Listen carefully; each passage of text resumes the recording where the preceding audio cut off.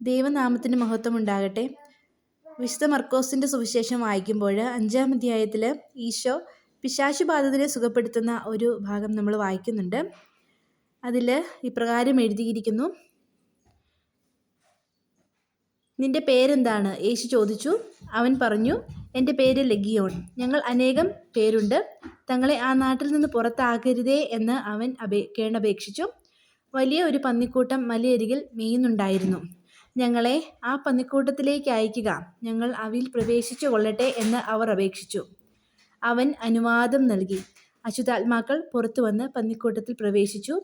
ഏകദേശം 2000 പന്നികളുണ്ടായിരുന്നു. അവ കിഴക്കാൻ തൂക്കായ തീരത്തിലൂടെ പാഞ്ഞു ചെന്ന് കടലിൽ മുങ്ങിച്ചെത്തു.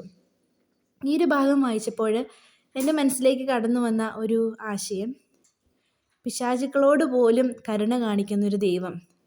തങ്ങളെ ആ പന്നിക്കൂട്ടത്തിലേക്ക് അയക്കണമേ എന്ന് അവർ ഈശോയോട് അപേക്ഷിക്കുകയാണ്. അവരുടെ അപേക്ഷ പോലും പരിഗണിക്കുന്ന കാരുണ്യവാനായ ഒരു ദൈവത്തെയാണ്, ഒരു ഈശോയാണ് നമ്മളവിടെ കണ്ടുമുട്ടുന്നത്. അവരെ വേറൊരു രീതിയിൽ അകറ്റുമല്ല ചെയ്യുന്നത്, അവരോട് പോലും കരുണ കാണിക്കുന്ന ഒരു ഈശോ. അപ്പോൾ മക്കളായ നമ്മളോട് ഈശോ എത്രയധികം കരുണ കാണിക്കും, എത്രയോ മടങ്ങ് കരുണയാണ് അവനുള്ളത് എന്ന് ഈ ഭാഗത്തിൽ നിന്ന് നമുക്ക് വ്യക്തമാക്കാൻ സാധിക്കുന്നു.